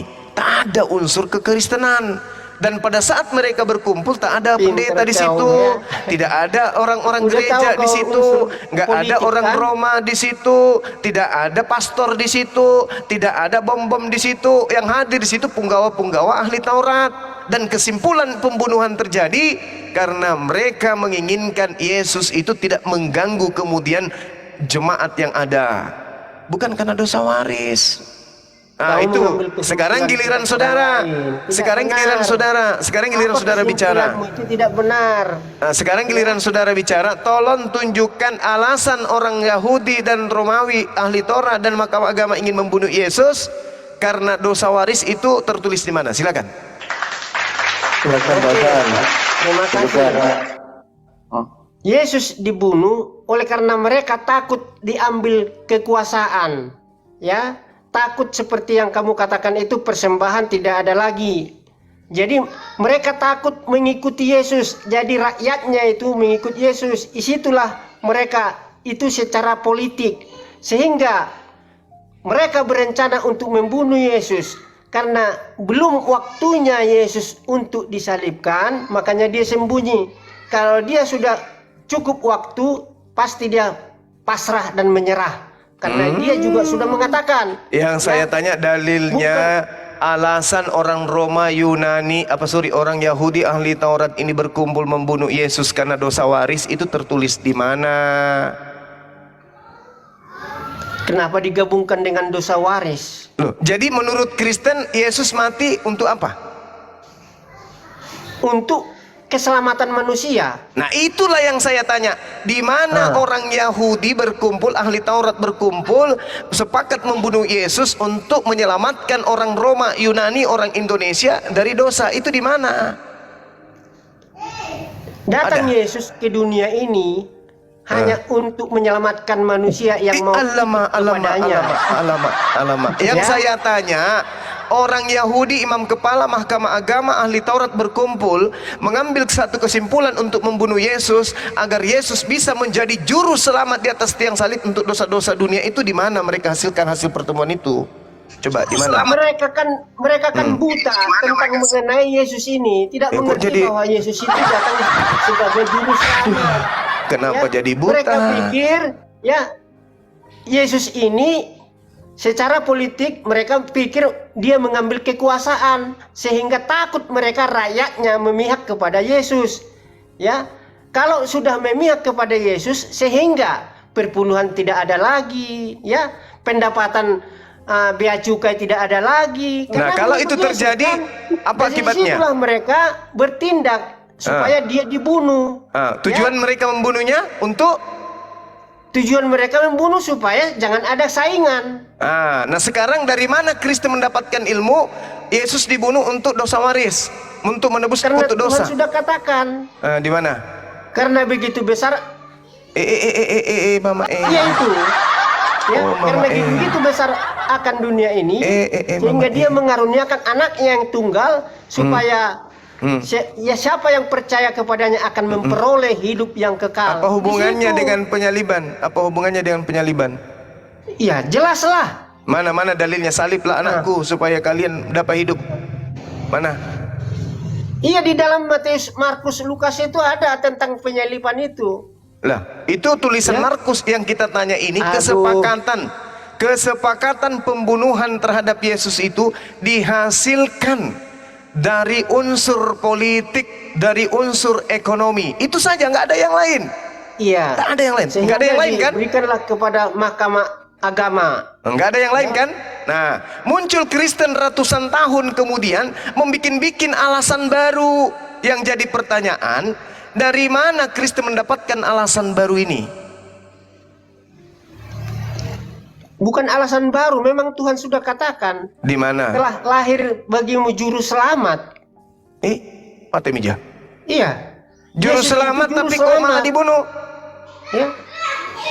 Iya, pada zaman dulu orang memberikan persembahan atau mengorbankan untuk penghapus dosa adalah dari domba, dari sapi. Terus kenapa? Siapa yang merubah menjadi manusia? Kepada tirai. Tetapi datanglah Yesus sebagai korban. Siapa yang membuat Yesus menjadi korban? Siapa yang menjadikan Yesus menjadi korban untuk hapus dosa? Siapa? Orang Yahudi atau orang Romawi? Memang ini semua rencana Tuhan. Nenekmu kiper, fitnah Tuhan lagi. Nenekmu kiper. Di mana Tuhan? Tuhan. Yeremia 1 nomor 2, dengarkan. Sampaikanlah kepada orang-orang Yahudi, orang-orang Israel, apabila mereka hendak mempersembahkan persembahan kepada Elohim, perintahkan kepada mereka agar mempersembahkan hewan ternak, domba, kambing, sapi, lembu. Di mana tertulis persembahkanlah anak manusia? Di mana? Di mana? Di mana? Di mana? Di mana? Di mana? Di mana? Di mana? Di mana? Di mana? Di mana? Itu perjanjian lama. Orang sekali setahun grapirat penghapusan dosa adalah hewan-hewan. Yang saya tanya, Anda kan tadi memfitnah, Anda tadi memfitnah Allah, mengatakan menebus dosa dengan manusia. Dalilnya di mana? Di mana dalilnya? Elohim menghapus dosa manusia dengan meminta tumbal darah manusia. Di mana dalilnya? Mana dalilnya? Tunjukkan ke saya. Mana? Menjadi manusia 1 ayat 14. Apa itu? Firman itu menjadi manusia. Nah sekarang mana dalilnya? Yang saya minta, mana dalilnya Elohim minta tumbal darah manusia untuk nebus dosa? Mana? Ya itu, karena begitu besar kasih Allah akan dunia ini, sehingga dia mengaruniakan anaknya yang tunggal. Yang tunggal atau yang tumbal? 16. Yang tunggal atau yang tumbal? Tunggal. Kalau tunggal, lalu Yakub Israel mau dikemanakan? Sebab Israel juga disebut sebagai anak yang sulung. Kalau ada anak sulung dengan anak tunggal ya beda. Ya, kalau dia disebut anak sulung itu anak pertama. Nah, kalau anak kedua apa namanya? Tunggal. Anak kedua. Iya, anak kedua itu namanya apa? Tunggal. Enggak. Kalau tunggal itu kan satu. Masa kau nggak tahu tunggal? Kenapa Yesus disebut satu kalau ada Israel anak tunggal? Anak sulung. Dia satu-satunya yang keluar dari firman Allah. Matius 4 nomor 4, seluruh manusia berasal dari firman yang keluar dari Allah. Nah tuh baca tuh Amsal 18 nomor 3 nomor 21 ya. Nah tuh, jangan kau serahkan seorang dari anak-anakmu untuk dipersembahkan kepada dewa Molok. Iya, ke dewa Molok nggak boleh. Itu kan perjanjian lama. Nah, Yesus anak Maria ini kalian persembahkan kepada siapa? Dia menyerahkan diri. Ini nenek Mukiper jelas Nenek sekali Mukiper. dikatakan karena itu semenjak semenjak mereka dengarkan semenjak dengar mulai hari itu mereka sepakat membunuh Yesus. Karena itu Yesus tidak lagi tampil di muka umum di antara orang Yahudi. Yesus kemudian berangkat dari situ menyingkir ke daerah dekat padang gurun, ke sebuah kota yang bernama Efraim, dan di situ dia tinggal bersama murid-muridnya. Ini menyerahkan diri atau menyingkir? Kan belum dapat waktunya dia menyingkir. Pandai-pandai yang Kalau menyembah belum dapat Yudas. waktunya, belum selesai Akal-akalan menyembah Yudas ini. belum genap Akal-akalan. waktunya, dia menyingkir.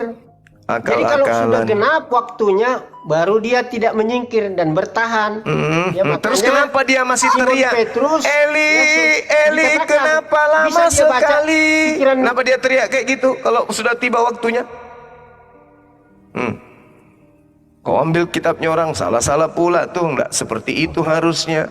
Terjemahannya juga salah, bahasanya pun salah. Ya. Kalau sudah sampai waktunya, kenapa menyerahkan Yesus kemudian? sebelum ayam berkokok, engkau sudah mengkhianati Terus kenapa dia aku. teriak? Eli, Eli, Eli, kenapa lama sekali? Kenapa dia teriak kayak gitu? Tentang itu. Kan sudah tiba waktunya. Dengar dulu, karena dia sudah tiba waktunya untuk disalibkan. Sehingga karena Yesus itu dua natur, ada ilahi dan ada manusianya. Mate mija. Ketika dia disalibkan, dengarkan baik-baik dulu. Ketika dia disalibkan, roh Allah meninggalkan dia. Makanya dia katakan, Eli, Eli, lama sabaktani. Allahku, mengapa aku. Nah, sehingga itulah penyerahan diri, dan dia mengatakan sudah selesai. Jadi tugas Yesus di dunia ini sudah selesai. Sudah selesai.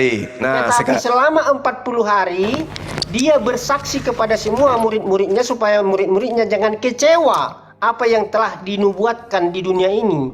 Sehingga mereka percaya. Dan setelah 40 hari lamanya dia baru naik ke surga, 500 mata memandang.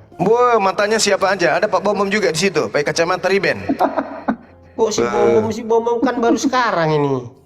Iya, sekarang begini. Iya, zaman dulu. Dongeng yang kan barusan membacakan Anda yang ceritakan itu, saya mau tanya. Ya. Dongeng yang tadi itu yang Anda ceritakan. Saya mau tanya. Oh, dongeng. Iya, di mana di mana kemudian tertulis di kitabnya saudara kita Yahudi, Tuhan akan mempersembahkan manusia untuk menebus dosa-dosa Romawi dan Yunani. Di mana tertulis? Bukan dosa-dosa Romawi, dosa semua bangsa, semua manusia. Itu kamu aja. Saya tidak mau ditebus dosaku dengan membunuh orang. Terserah. Itu pekerjaan setan itu. Sekarang Tuhan mengatakan di dalam Keluaran 23. Ajaran setan. Iya. Dari mana ajaran setan yang kamu katakan itu? Oke, saya bacakan ya. Jadi ajaran setan itu. Iya, pasti ajaran setan. Pasti. Iya. Nanti saya buktikan ya, saya buktikan. Ajaranmu itu ajaran setan, kamu jangan sakit hati karena itu memang setan. Dengarkan saya. Yohanes 6. Yohanes 6 nomor 70. Bukankah aku Yesus yang telah memilih engkau yang 12? Dan satu di antaramu adalah setan. Siapa yang setan di situ? Pengkhianat itu. Siapa itu? Si Yudas. Yudas. Setan masuk ke Yudas tujuannya apa? Apa tujuan setan merasuki Yudas? Apa tujuan Yesus? Tujuan Yudas itu, tujuan setan untuk supaya gagal keselamatan itu. Apa tujuan Yesus? Apa tujuan mati, Yudas? Apa tujuan setan merasuki Yudas? Untuk menyalibkan Yesus atau untuk jangan Yesus disalib?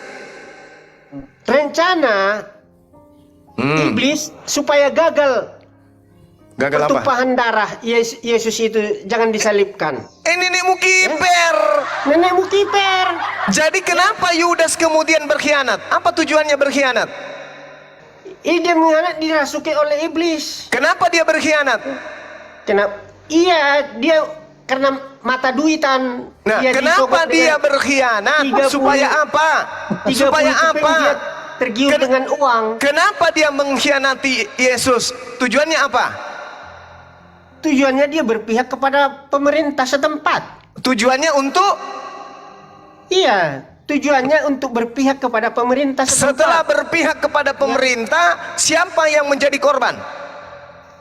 Ya korban Yesus lah. Nah, siapa yang menyebabkan Yesus menjadi korban? Penyebabnya dari manusia-manusia pengkhianat-pengkhianat itu. Berarti setan menginginkan kemudian agar Yesus disalibkan, betul?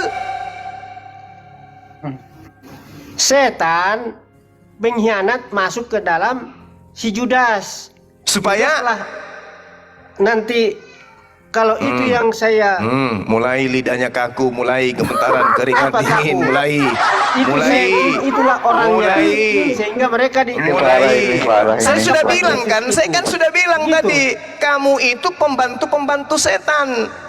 Kok kamu yang pembantu setan? Saya enggak pembantu sekarang setan. Saya tanya, setan mengkhianati Yudas tujuannya supaya Yesus disalibkan, betul? Itu perasaan mereka gitu kan? Kok perasaan mereka? Sampai-sampai perasaan orang pun kamu tahu. Lucu Anda ini. Sekarang saya tanya, saya ulang lagi. Iblis merasuki Yudas agar Yudas menyerahkan Yesus untuk disalibkan. Betul? Kita tidak bisa mempelajari pikiran Tuhan. Inilah jalan dibuat Tuhan supaya terjadi. Ya. Saya ulang lagi. Mengetahui pikiran saya Tuhan. Ulang lagi. Kenapa Yesus menyebut Yudas sebagai setan? Mungkin dari yang lain atau gimana? Kenapa Yesus menyebut Yudas sebagai setan? Saya tanya, kenapa Yesus menyebut Yudas sebagai setan? Kenapa? Karena dia dirasuki oleh iblis. Nah, iblis ini merasuki Yudas tujuannya untuk apa? Tujuannya yaitu berpihak kepada dia kan mata duitan. Supaya Yesus menjadi tumbal. Supaya dia disukai oleh manusia. Supaya Yesus menjadi tumbal, betul?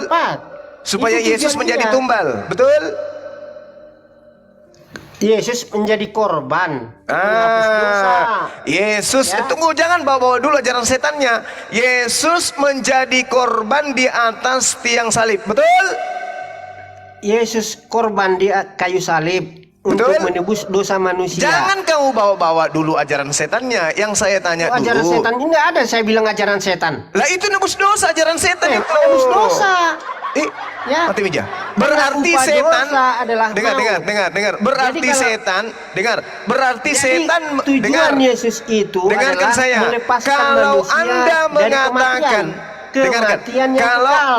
Oke, kalau Anda tahu. Baik, kalau Anda mengatakan Yesus diserahkan untuk menjadi korban untuk menebus dosa manusia, berarti dengan kata lain, setan merasuki Yudas agar Yudas berkhianat kepada Yesus, agar Yesus mati di atas tiang salib untuk menebus dosa-dosa manusia. Dengan kata lain, setan menginginkan agar manusia selamat masuk ke surga. Betul? Begitu? Begitu? Itu kan pendapatmu. Loh. Tadi Anda mengatakan penyaliban ini untuk menghapuskan dosa manusia. Kamu itu karena kamu tidak mengimani Alkitab. Justru saya percaya kitab Anda ini. Saya percaya ini cerita-cerita wartawan. Mudah-mudahan kamu bertobat. Oh, enggak bisa. Ini kan cuma catatan wartawan, bukan firman Tuhan. Kau kan percaya, kau bilang. Saya percaya ini tulisan wartawan.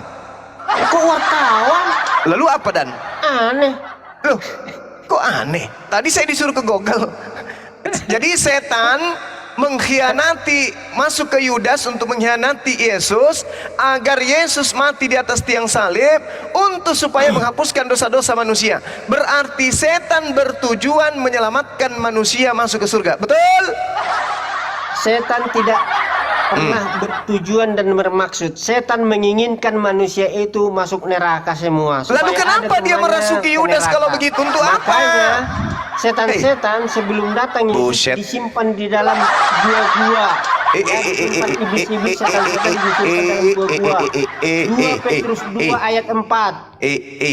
Dengarkan Ya, saya. setan-setan dimasukkan ke dalam gua-gua. Pantas Kalau aja sudah mayatnya Yudas malam ketika dia masuk ke keluar. gua, begitu keluar pada hari ketiga jadi Tuhan. Tunggu. Jangan kesana dulu.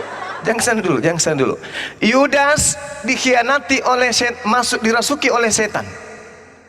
Tujuan setan merasuki Yudas agar Yesus dikhianati. Tujuan dikhianati agar Yudas menunjukkan tempat persembunyian Yesus. Tujuan Yudas menunjukkan tempat persembunyian Yesus agar Yesus ditangkap.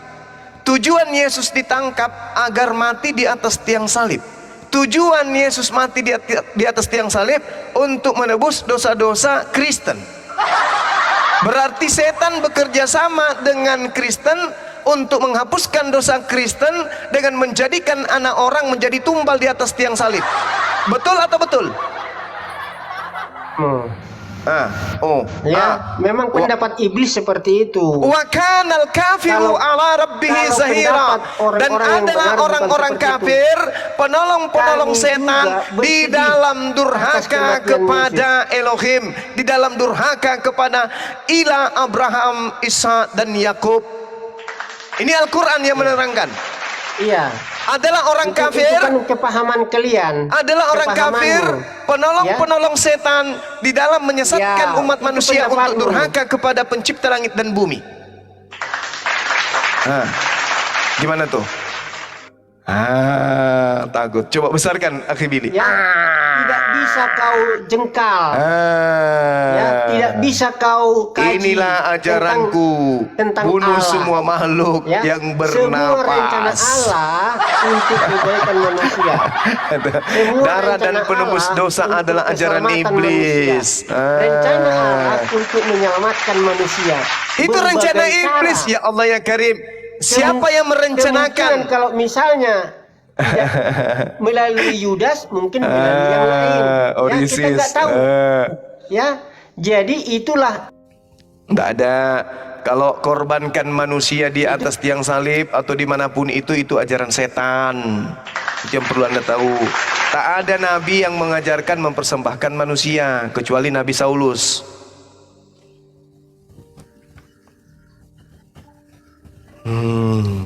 Sama Mitra Horus Hadis. Kalau otakmu mengatakan itu setan, itu terserah kamu. Ya, itu bukan urusan saya. Yang saya pesankan dengan kamu, jangan kamu menyesatkan orang, hanya itu aja. Saya tidak menyesatkan, dengarkan saya. Sementara Jangan itu menyesatkan imam-imam orang. kepala, dengar. Sementara itu imam-imam kepala dan orang-orang Farisi telah memberikan perintah supaya setiap orang yang mengetahui di mana Yesus berada agar melaporkannya. Agar mereka imam kepala dan orang Farisi dapat menangkap Yesus. Datanglah Yudas, kucuk. Hai imam-imam Farisi, hai Yudas, apa kabar? Bajumu hari ini cantik deh, warna pink. Mau ngapain Yudas? Sini, aku bisikin. Apa? Aku telah menemukan tempat persembunyian Yesus. Oh ya? Di mana itu, wahai Yudas? Dia ada di kota Efraim. Dia bersama dengan murid-muridnya di sana di padang gurun. Masa sih? Iya. Mereka kemudian seperti kamu kan mengatur siasat penangkapan terhadap Yesus melalui Yudas. Kata Yudas, siapa yang aku cium, itulah Yesus. Siapa yang aku cium, itulah Yesus, dan tangkaplah dia.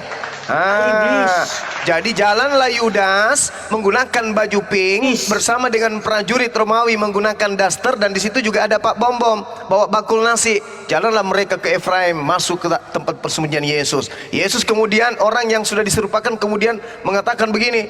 Yesusnya berkata, siapa yang engkau cari wahai Yudas? Yudas berkata, yang aku cari adalah Yesus dari Nazaret. Kata Yesus, akulah yang engkau cari. Yudas kemudian teriak, tangkap ikan, giring. Dibawalah kemudian Yesus pergi, dibawalah Yesus, dibunuhlah dia. Siapa yang menginginkan pembunuhan terhadap Yesus? Iblis. Apa tujuan iblis kemudian untuk membunuh Yesus? agar supaya dosa-dosanya Itu kan Kristen dihapuskan. Pandangan iblis. Ya gitu. Makanya Al-Quran mengatakan wa kanal kafiru ala rabbihi zahira, dan Iya. adalah orang-orang kafir itu penolong setan di dalam orang durhaka kepada pencipta langit dan bumi. Nggak salah kan Al-Quran saya mengatakan begitu? Ya kan? Nggak salah kan? Ya kan? Salah lah. Loh, kamu itu ya salah. Kamu menyimpulkan dengarkan, kitab orang lain. Dengarkan, andai saja kamu menyimpulkan kitab orang lain itu salah. Dengarkan, andai saja iblis tidak berhasil merasuki Yudas, apakah Yudas berkhianat? Seperti itu kemungkinan. Tapi kalau kamu bukan orang Kristen, kamu mengambil andai saja iblis tidak berhasil merasuki Yudas, apakah Yudas berkhianat? Jadi kamu harus tidak. tahu. Apabila Yudas tidak berkhianat, apakah Yudas memperlihatkan, menunjukkan tempat persembunyian Yesus? Tidak. Kalau Yudas tidak memperlihatkan tempat persembunyian Yesus, apakah Yesus ditangkap? Tidak. Kalau Yesus ditangkap berarti Yesus tidak disalib? Tidak.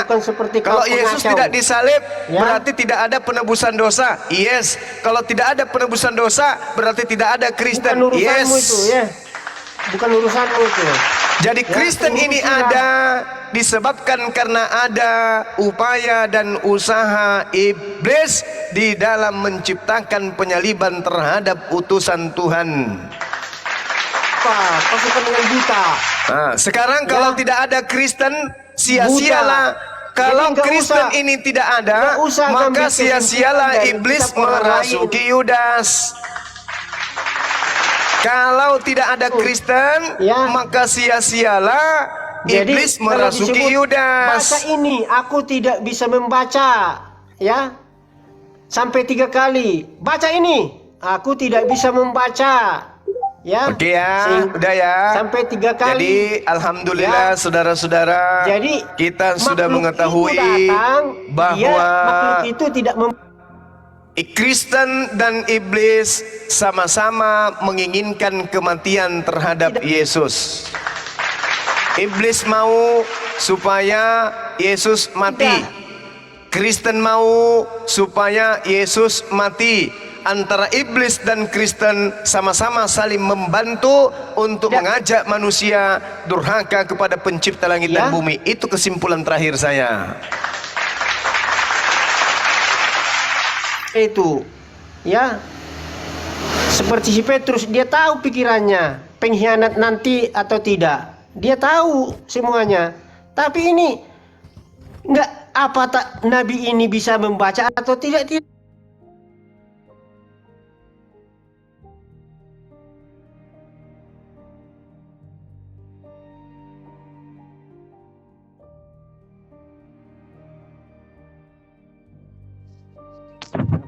Oke,